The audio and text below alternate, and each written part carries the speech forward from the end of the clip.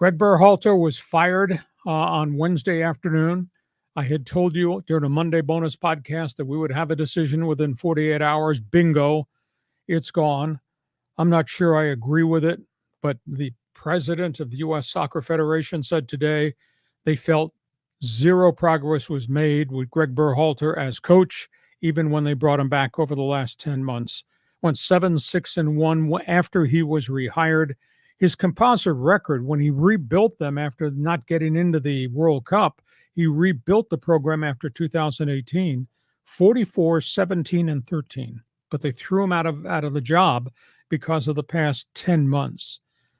Half the people that I canvass, that I network with, say had to do it. The other half said he needed more time. I said he needed more time. He's got such a gifted young roster to put around Christian Pulisic. They didn't give him the time. Where do they go from here? Jurgen Klopp, Liverpool, Dortmund, unbelievably successful as a coach in Europe. He's available. Big problem, though. They paid Berhalter $2 million a season. Klopp makes $20 million a year. Oh, that's a big difference. That's a huge difference.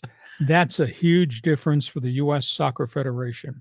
Other name that's been mentioned has just surfaced. He was a finalist during this interim period before they decided to bring Berhalter back, is Jess Marsh, the guy who has coached Team Canada into the Copa tournament before they finally got eliminated. So there's upheaval. We're 21 months out from the World Cup here in the States. They think they're going to hire a new coach sometime between this afternoon and Labor Day weekend, the 1st of September. That's when the next group of USA friendly matches begin as they start to push towards the World Cup. You said, dummy, that Berhalter had to be fired, that this thing had really regressed. I said, he found all these good young kids, have developed them. 23 of them played abroad. They brought them home, got them ready to play in Copa. Expected too much too soon. I think they should have given him more time. So where do we go from here? You obviously agree with the dismissal. Yeah, well, I mean, he had to be fired because of, you can't accept this. I mean, especially the United States of America. We need to be competitive in these tournaments. But I do wonder, though, what did he specifically do wrong? Did he have a bad lineup or a bad offensive scheme? Or, I mean, what was the reason other than we lost? Too many kids. But those kids have to learn.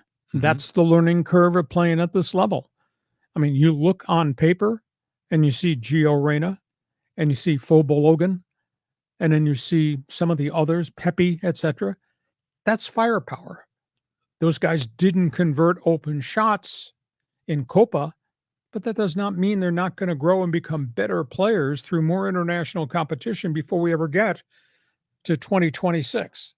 I just thought it was too soon to make that decision, but they were really young. I mean, outside of Pulisic and outside of Tim Weah, outside of Wes McKennie, awful lot of young guys, and it takes time for young guys to learn how to play the position.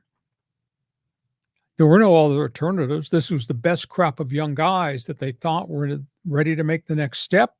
Didn't make the step in Copa. Pulisic's really upset. Well, and then, do you see how a kid from Spain, only 16 years Yes. old, had a goal? It's incredible how some of these young kids can perform, but you say they didn't have enough experience. But if you were to look at some of the European teams, do they have guys playing that are in their 30s? Or are we just talking older guys like late 20s? No. There are some guys that are plus 30 that played at the tail end for Colombia, for Uruguay, etc. They're not starters, but they come off the bench in the 75th minute, etc. So it's there, just finding the combo. Gonna be tough. I like Klopp, as you, I think, alluded to Monday. Dude's got a resume. Oh, for sure. So I'll be interested to see if financially they can create something special. And he's a very different global coach. He speaks English really well. Got a great persona. He's not somebody who can't link a noun and a verb and you can't understand and runs a different system. This guy's got a great track record, so that'll be fascinating to see. We go from that, and we're talking about an unbelievable Sunday. I don't know what you're doing on Sunday, but don't bother me. I am watching the finals of the European Championship. The three Lions, the English, who are getting ripped right from game one of the Euro Championships are in the finals. And I mean, England came up with a phenomenal upset win over the Netherlands. That coach, Garrett Southgate, has just been blasted back in London as not being the right guy. Well, the not being the right guys got these guys in the Euro finals.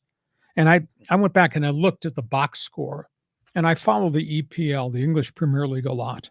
And I thought, he's got an all-star lineup. He's got every star from the English Premier League wearing the Three Lion logo, and that's why they're winning all these games. Harry Kane, Phil Fedor, Jade Bellingham, Declan Rice, Bruno Sacco, and the hero yesterday, Ollie Watkins. They're just absolutely amazing how these guys have, quote, come together. That's an experienced side of EPL guys as compared to Team USA, which had all these young pups that they sent to play in England and play in Germany and play in Spain and play in Italy, are just learning on the job. So England has gone to the finals against Spain. Spain's got enormous firepower. And then we get to Copa. Here comes that championship game. Argentina, Colombia. Lionel Messi against a Colombia side that just beats on you. I watched the Uruguay-Colombia semifinal. They don't play soccer. That's like a freaking street fight. There were like 29 fouls. There were 7 yellows. There was a red card ejection and a whole bunch that never got called. I've never seen so many guys do this from behind, knock guys down, and the referee says, play on. I mean, it is such a different style. You think Messi is going to get kicked and get knocked down? Oh, this Sunday championship is going to be good. And the phrase that popped into my mind last night, I was almost going to text you right at the end of Colombia Uruguay. I mean, there were fouls every minute. They had one stretch where they had 6 yellow cards in a 3-minute span. Guys are just getting flattened. And I was going to text you and say, soccer calls itself the beautiful game. Yeah. Not so much. Not so much. Not last night. So we got that. Your comments on what Copa, what the Euro Championship is going to be like. Well, I watched that game too, Uruguay and Colombia was playing a man down for a 55 minutes. Yeah. I mean, and they just kept hanging on, and it was amazing seeing Uruguay just try to break through, and they never could. Meanwhile, Colombia, every once in a while, they had a shot on an open goal and they would miss. It was an incredibly entertaining game. Big upset, since they took out Brazil prior to that. So they go to the finals. I mean, but it's going to be Messi in Argentina. I think we can expect that. In the Euro Cup, I'm interested because when I think of the European powers in soccer, I think of France, I think of Italy, I think of Germany. But then maybe the Netherlands, like a notch down, and England a notch or 2 down, maybe Spain a notch down. But neither Spain or England are really the class of Europe, are they? Not really. Spain's been great. Portugal's been great. Mhm. Obviously, German historically has been great. But it's a different era right now. And like I said, I went back and looked at the rosters of the English side, the Three Lions, and I said, they got an all-star team because every one of these guys is the star and leader of their team in the English Premier League. And those guys all played integral parts in that English win in the semifinal game. So it's just turned out to be a really different Euro Championships, and maybe it's a changing of the guard with so many of these great European players being 35 or 38 that this is the end of their run. So if you're a soccer fan, hey, jump on board. Agree or disagree with the firing of Team USA's coach Gregg Berhalter? Want to hear what you've got to say? Participate in Fans Forum.